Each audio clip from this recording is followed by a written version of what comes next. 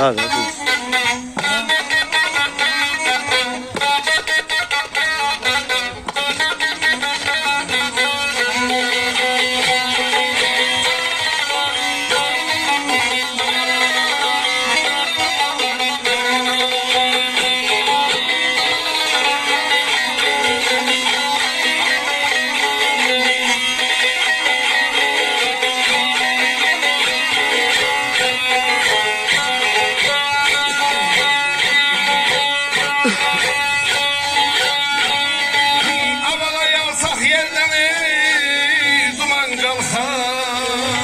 Bakın havası bu.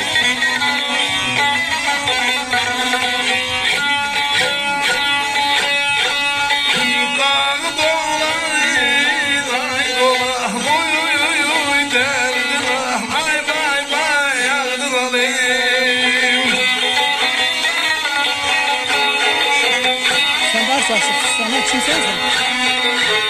İsmail'e bana salamını getirelim. Yerden açıklar sana salam getirelim. Anladım açıklar zaten bağırı oraya buraya.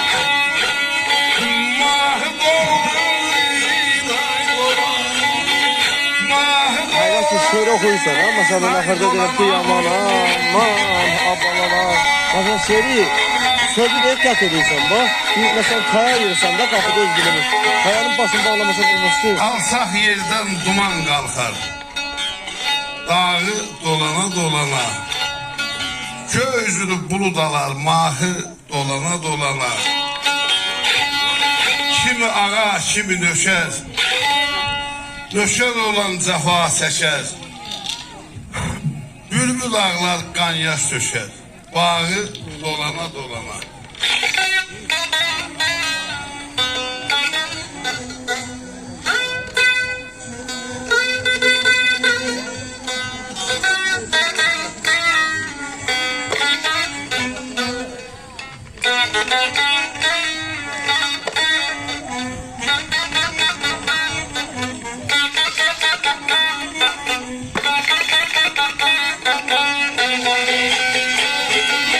Suriye'nin özünün kudretli şehirleri var ha.